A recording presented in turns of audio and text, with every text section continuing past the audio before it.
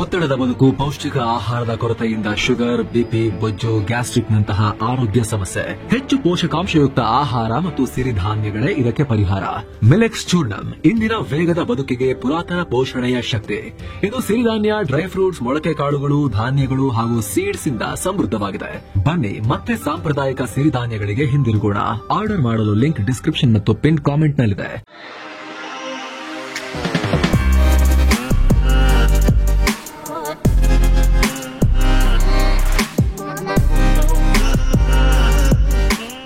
Hi friends, ದಿನದ ಎಲ್ಲಾ ಪ್ರಮುಖ ಸುದ್ದಿಯನ್ನು ನಿಮಗೆ ತಲುಪಿಸುವ mastmaga.com ಫುಲ್ ನ್ಯೂಸ್ಗೆ ಸ್ವಾಗತ. ನಾನು ಅಮರ್ ಪ್ರಸಾದ್. 2020 ದಿಲ್ಲಿ ಗಲಭೆ ಬಗ್ಗೆ ದೊಡ್ಡ ಅಪ್ಡೇಟ್ ಬಂದಿದೆ. ಇದ್ರ ಬಗ್ಗೆ ನೀವು ಕೇಳಿರ್ತೀರಾ. ವಿಶ್ವಮಟ್ಟದಲ್ಲಿ ಭಾರತದ ಬಗ್ಗೆ ಟೀಕೆ ಮಾಡೋಕೆ ಕಾರಣವಾಗಿದ್ದ ಗಲಭೆ.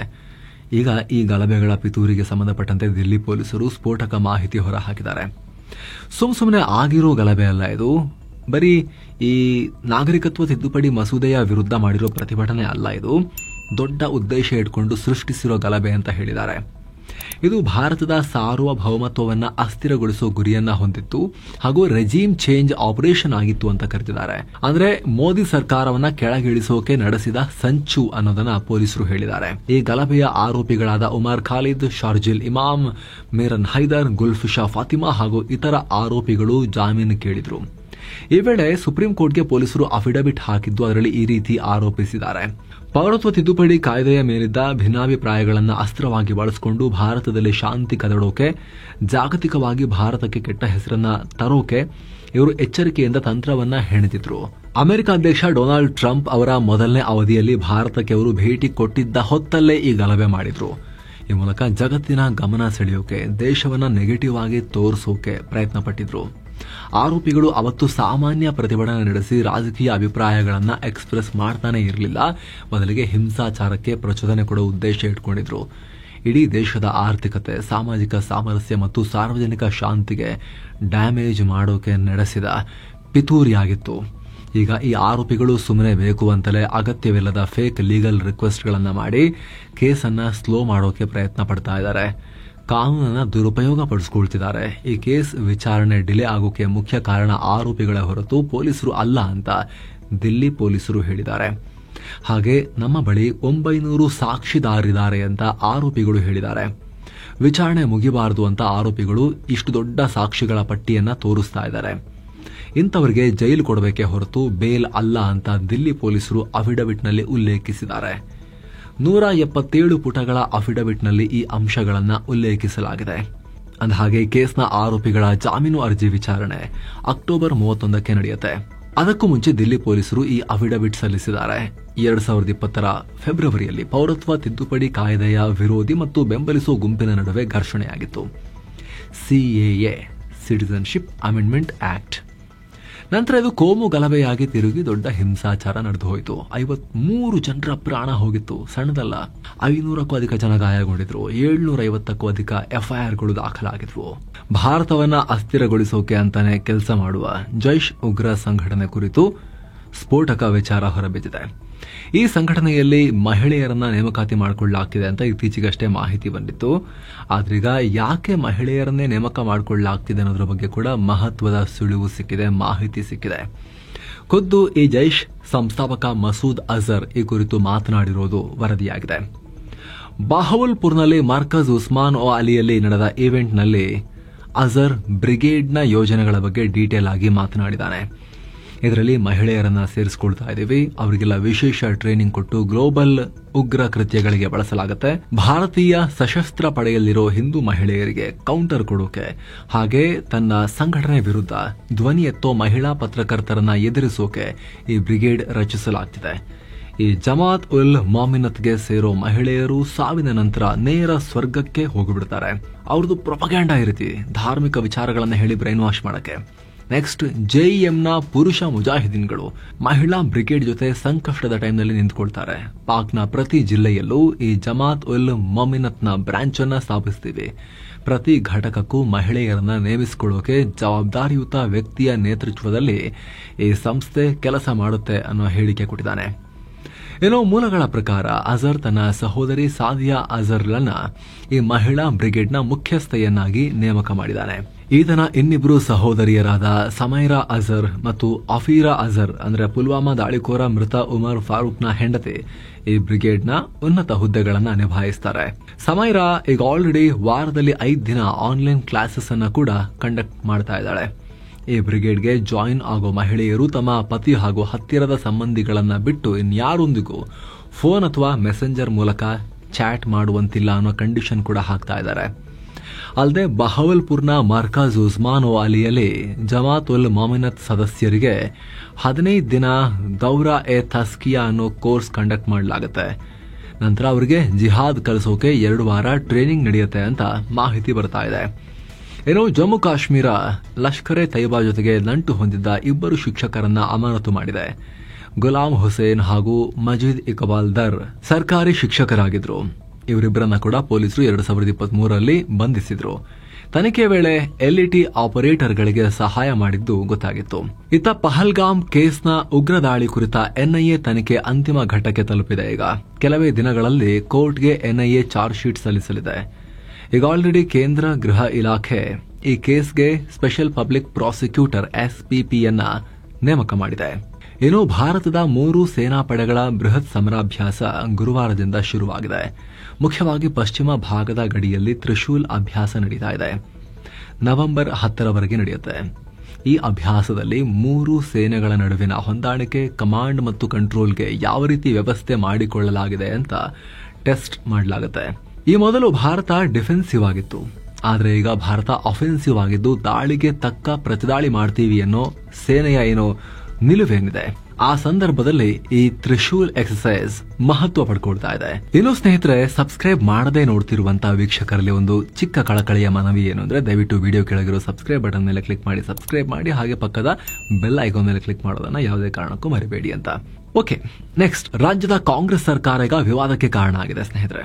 ಕಾಂಗ್ರೆಸ್ ಸಂಸದೆ ಪ್ರಿಯಾಂಕಾ ಗಾಂಧಿ ಪ್ರತಿನಿಧಿಸೋ ಕೇರಳದ ವಯನಾಡಿಗೆ ಪ್ರಚಾರ ಮಾಡಿ ಪೋಸ್ಟ್ ಹಾಕಿ ವಿವಾದಕ್ಕೀಡಾಗಿದೆ. ಕರ್ನಾಟಕ ಪ್ರವಾಸೋದ್ಯಮ ಅಭಿವೃದ್ಧಿ ನಿಗಮ, ಕರ್ನಾಟಕ ಸರ್ಕಾರದ ಟೂರಿಸಂನ ಪ್ರಮೋಟ್ ಮಾಡೋಕಿರುವಂತ ಈ ನಿಗಮ ತನ್ನ ಎಕ್ಸ್ ಅಕೌಂಟ್ನಲ್ಲಿ ಮಂಜಿನ ಹೊದಿಕೆಯೊಳಗೆ ಸುಂದರ ವಯನಾಡು ನಿಮ್ಮನ್ನ ಕಾಯುತ್ತಿದೆ ಅನ್ನೋ ಹೆಡ್ಲೈನ್ ನೊಂದಿಗೆ ಅಲ್ಲಿನ ಚಿತ್ರವನ್ನ ಪೋಸ್ಟ್ ಮಾಡಿ ಅದನ್ನ ಹೇಳ್ತಾರಲ್ಲ ಬೃಹದಾಕಾರದ ಪಾತ್ರೆ ಹಿಡಿಯೋದು ಅಂತ ಹೇಳಿ ಆ ಕೆಲಸವನ್ನ ಮಾಡಿದ್ದಾರೆ.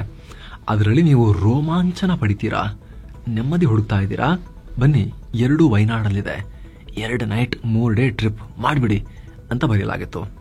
ಕ್ಲಿಯರ್ ಆಗಿ ಅದೇ ಬೃಹದಾಕಾರದ ಹಿಡಿಯೋದು ಅದನ್ನು ಮಾಡಿದ್ರು. ಹೀಗಾಗಿ ತೀವ್ರ ಆಕ್ರೋಶ ವ್ಯಕ್ತವಾಗಿದೆ.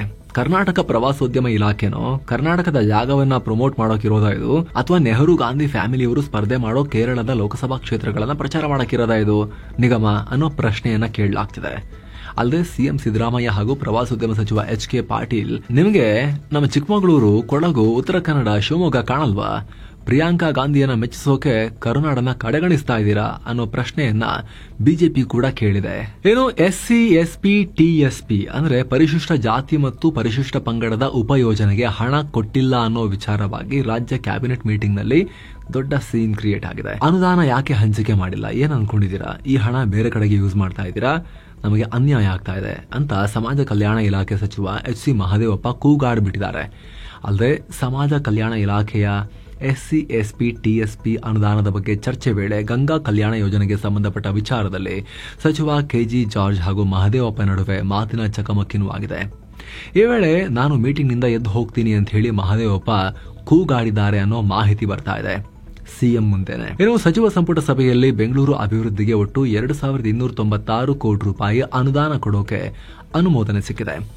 ಗ್ರೇಟರ್ ಬೆಂಗಳೂರು ಪ್ರಾಧಿಕಾರ ವ್ಯಾಪ್ತಿಯಲ್ಲಿರುವ 5 ನಗರ ಪಾಲಿಕೆಗಳಲ್ಲಿನ ಪ್ರಮುಖ ರಸ್ತೆಗಳ ಡಾಮರೀಕರಣ ಕಾಮಗಾರಿಗಾಗಿ 1241 ಕೋಟಿ ರೂಪಾಯಿ ಹಾಗೂ ಹೆಚ್ಚುವರಿ 1055 ಕೋಟಿ ರೂಪಾಯಿ ಅನುದಾನಕ್ಕೆ ಅಪ್ರೂವಲ್ ಸಿಕ್ಕಿದೆ. ಏನೋ ರಾಜ್ಯ ಸರ್ಕಾರದಲ್ಲಿ ನಾಯಕತ್ವ ಬದಲಾವಣೆ, ನವೆಂಬರ್ ಕ್ರಾಂತಿ ಬಗ್ಗೆ ಚರ್ಚೆ ನಡೆಯುತ್ತಿರುವ ಹೊತ್ತಲ್ಲಿ ಕೆಲ ಕಾಂಗ್ರೆಸ್ ನಾಯಕರು ದಲಿತ ಸಮಾವೇಶ ಮಾಡ್ತೀವಿ ಅಂತ ಹೊರಟಿದ್ರು.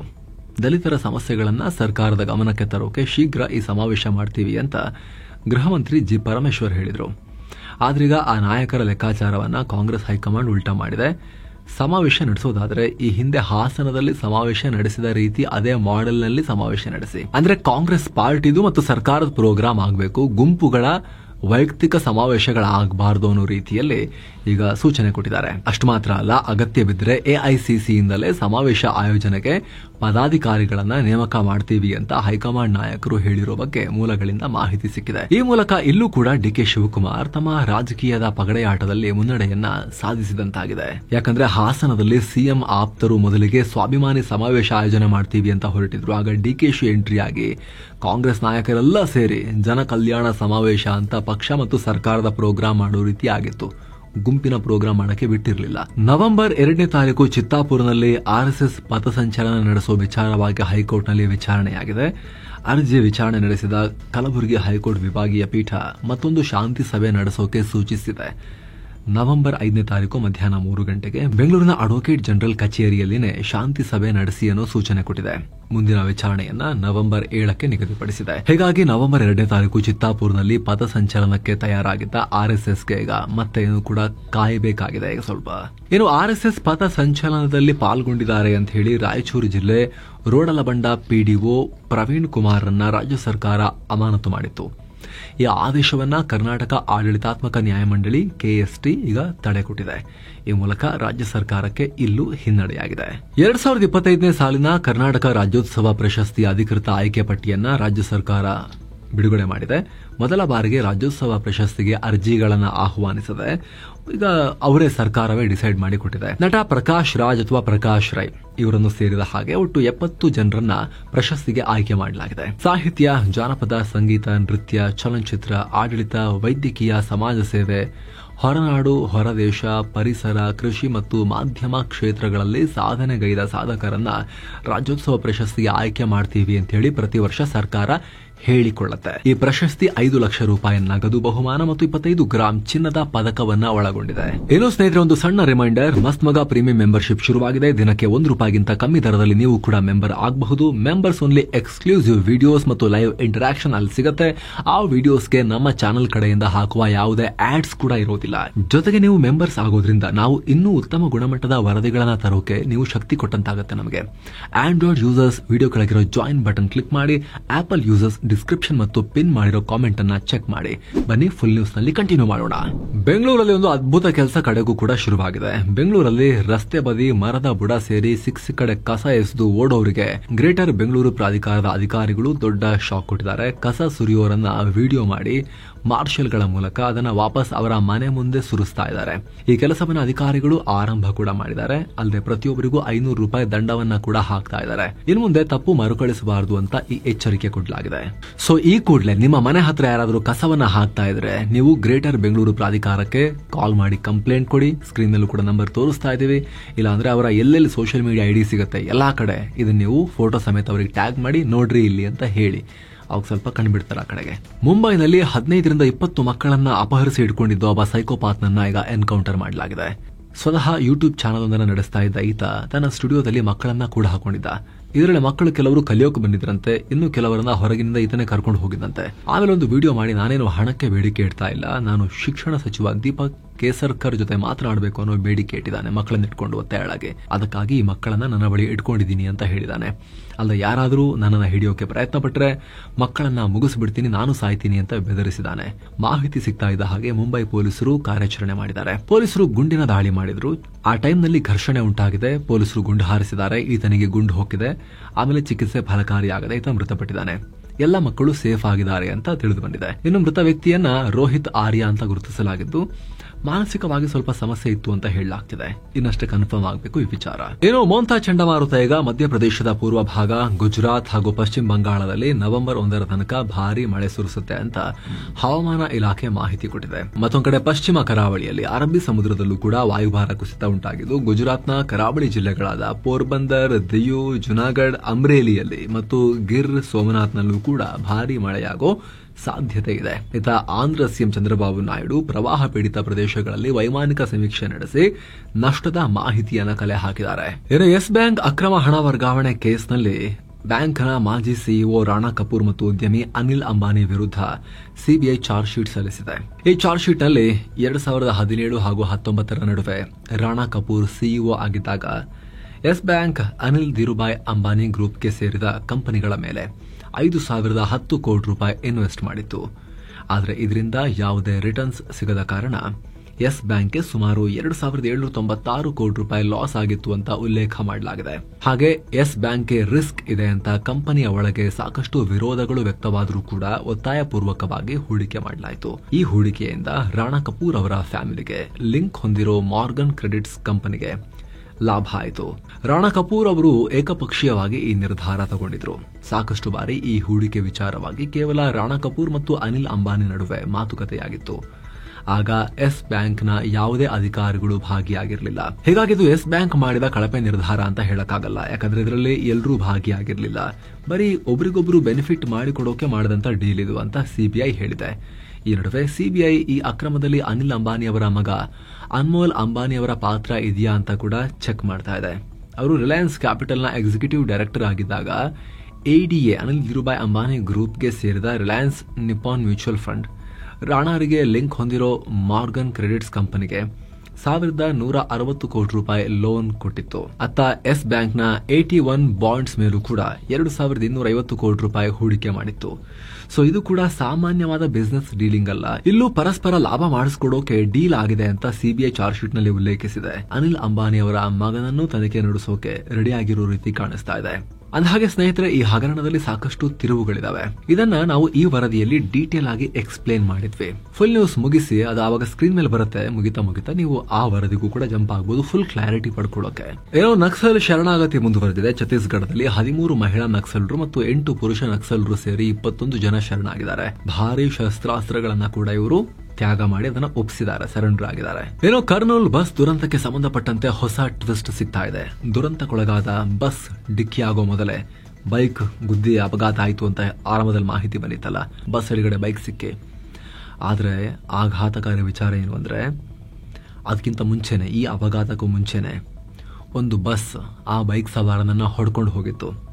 ಆತನನ್ನ ಉಜ್ಜಿ ಹಾಕ್ಬಿಟ್ಟು ಹೋಗಿತ್ತು. ಆ ನಂತರ ರಸ್ತೆಯಲ್ಲಿ ಬಂದ ಈ ಬಸ್ ಅದನ್ನ ಕೂಡಲೇ ಗಮನಿಸ್ಲಿಕ್ಕಾಗದೆ ಅದನ್ನ ಮೇಲೆ ಹತ್ಕೊಂಡು ಹೋಗಿ ಆ ಬಸ್ ಕೆಳಗಡೆ ಮುಂಚೆನೆ ಅಪಘಾತ ಆಗಿ ಬಿದ್ದಿದ್ದ ಆ ಬೈಕ್ ಸಿಕ್ಕಾಕೊಂಡು, ಅಂದ್ರೆ ಕಾವೇರಿ ಟ್ರಾವೆಲ್ಸ್ ಬಸ್ ಎಡಗಡೆ ಆ ಬೈಕ್ ಆಮೇಲೆ ಸಿಕ್ಕಾಕೊಂಡು ಈ ಅಪಘಾತ ಆಗಿದೆ ಅನ್ನೋ ಮಾಹಿತಿ ಲಭ್ಯವಾಗ್ತಾ ಇದೆ. ಅಲ್ಲಿ ಸಿಕ್ಕ ಸಿಸಿಟಿವಿ ಫುಟೇಜಸ್ ಇದಕ್ಕೆ ಸಾಕ್ಷ್ಯ ನುಡಿತಾ ಇದಾವೆ. ಆ ಬಸ್ ನ ಡ್ರೈವರ್ಗಾಗಿ ಈಗ ಶೋಧ ನಡೀತಾ ಇದೆ. ಈ ಬಗ್ಗೆ ಪೊಲೀಸರು ತನಿಖೆ ನಡೆಸ್ತಾ ಇದ್ದಾರೆ. ಇನ್ನೊಂದ್ ಕಡೆ ಅಮೆರಿಕ ಭಾರತದ ವಿಚಾರದಲ್ಲಿ ಒಂದು ಯೂ ಟರ್ನ್ ಹೊಡೆದಿದೆ. ಭಾರತವನ್ನ ಫುಲ್ ಇಕ್ಕಟ್ಟಿಗೆ ಸಿಲುಕಿಸಬೇಕು, ಭಾರತವನ್ನ ಪ್ರೆಷರೈಸ್ ಮಾಡಬೇಕು ಅಂತ ಹೇಳಿ ಭಾರತ ಇರಾನ್ ನಲ್ಲಿ ಚಬಹಾರ್ ಬಂದರು ಮಾಡಿತ್ತಲ್ಲ, ಅದ್ರ ಮೇಲೂ ಕೂಡ ನಿರ್ಬಂಧ ಹಾಕಿದ್ರು. ಆ ಮೂಲಕ ಭಾರತಕ್ಕೂ ನಿರ್ಬಂಧ ಅನ್ವಯ ಆಗಬೇಕು, ಭಾರತ ಅಲ್ಲಿ ಪೋರ್ಟ್ ಮಾಡಿದ್ದೇ ವೇಸ್ಟ್ ಆಗಬೇಕು ಅಂತ ಹೇಳಿ ಈಗ ಭಾರತಕ್ಕೆ ಅದರಿಂದ ವಿನಾಯಿತಿ ಕೊಟ್ಟಿದ್ದಾರೆ. 6 ತಿಂಗಳು ವಿನಾಯಿತಿ ಅಂತ ಹೇಳಿ ಘೋಷಿಸಿದ್ದಾರೆ. ಇದರಿಂದ ಚಬಹಾರ್ ಪೋರ್ಟ್ ನಲ್ಲಿ ಭಾರತದ ಕೆಲಸ ಕಂಟಿನ್ಯೂ ಆಗುತ್ತೆ. ಅಂದ ಹಾಗೆ ಇರಾನ್ ಆರ್ಥಿಕತೆಯ ಬೆನ್ನುಮೂಳೆ ಮುರಿಬೇಕು ಅಂತ ಹೇಳಿ ಆಲ್ರೆಡಿ ಸಿಕ್ಕಾಪಟ್ಟೆ ಸ್ಯಾಂಕ್ಷನ್ಸ್ ಇರಾನ್ ಮೇಲೆ ಹಾಕಿದ್ರು.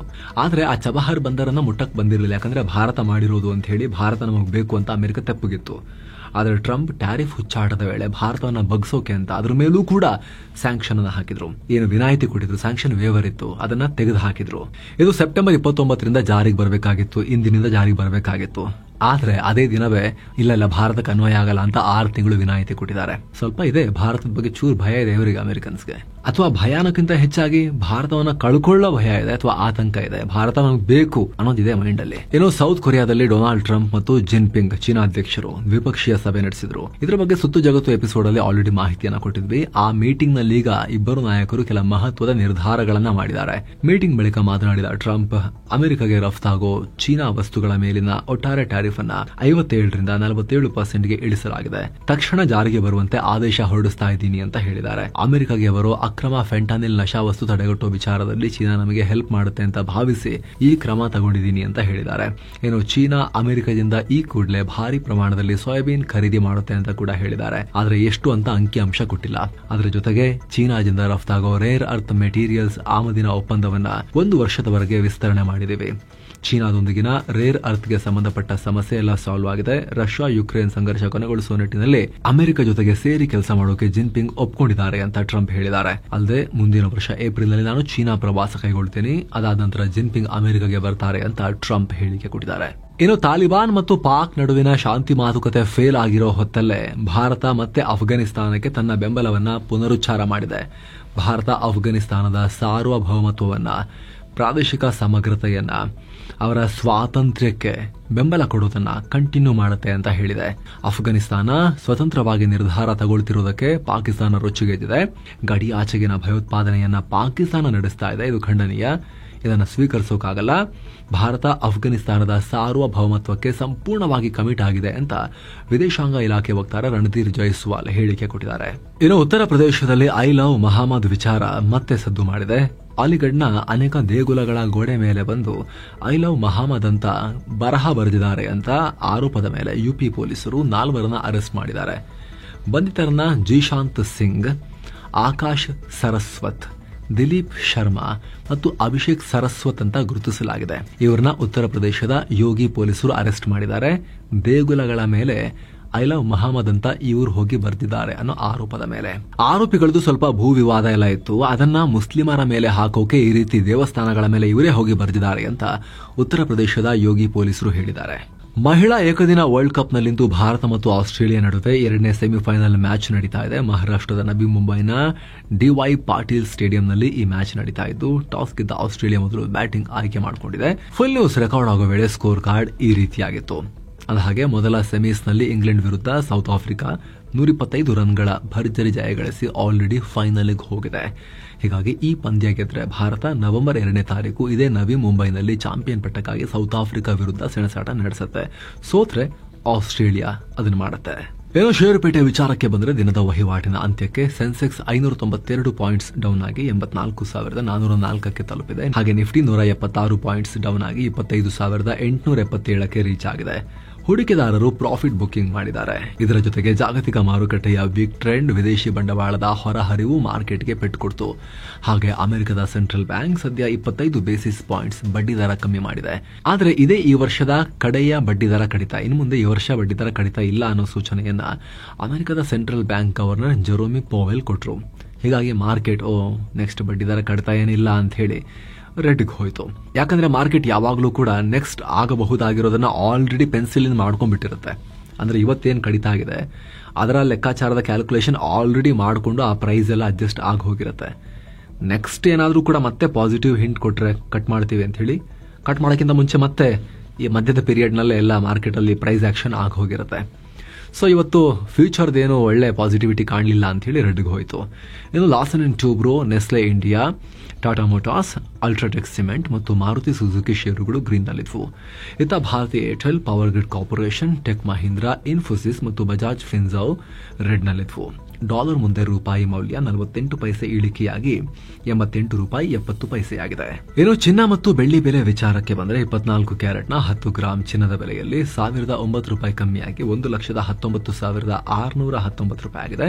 22 ಕ್ಯಾರೆಟ್ನ 10 ಗ್ರಾಂ ಚಿನ್ನದ ಬೆಲೆಯಲ್ಲಿ 930 ರೂಪಾಯಿ ಕಮ್ಮಿಯಾಗಿ 1,09,570 ರೂಪಾಯಿ ಆಗಿದೆ. 1 ಕೆಜಿ ಬೆಳ್ಳಿ ಬೆಲೆಯಲ್ಲಿ 150 ರೂಪಾಯಿ ಕಮ್ಮಿಯಾಗಿ 1,46,783 ರೂಪಾಯಿ ಆಗಿದೆ. ಸೊ ಫ್ರೆಂಡ್ಸ್, ಇದಾಗಿತ್ತು ಇವತ್ತಿನ ಫುಲ್ ನ್ಯೂಸ್. ನಾವು ಕೊಯ್ದಿಲ್ಲ, ಹೇಳದಿಲ್ಲ, ಕಿರ್ಚಾಡಿಲ್ಲ, ಬರೀ ಸುದ್ದಿಯನ್ನ ಸುದ್ದಿ ರೀತಿಯಲ್ಲಿ ತಲುಪಿಸುವ ಪ್ರಯತ್ನ ಮಾಡಿದ್ದೀವಿ. ನಿಮಗಿದು ಇಷ್ಟ ಆಗ್ತಾ ಇದ್ರೆ ದಯವಿಟ್ಟು ಸಬ್ಸ್ಕ್ರೈಬ್ ಮಾಡಿ, ಪಕ್ಕದ ಬೆಲ್ ಐಕಾನ್ ಮೇಲೆ ಕ್ಲಿಕ್ ಮಾಡೋದನ್ನ ಮರಿಬೇಡಿ. ಹಾಗೆ ಆಗ್ಲೇ ಹೇಳಿದ ಮಸ್ತ್ ಮಗ ಪ್ರೀಮಿಯಂ ಮೆಂಬರ್ಶಿಪ್ ಅನ್ನ ನೀವು ಕನ್ಸಿಡರ್ ಮಾಡಬಹುದು. ಮತ್ತೆ ಭೇಟಿ ಆಗ್ತಿರೋಣ ಸ್ನೇಹಿತರೆ. ನಮಸ್ತೆ.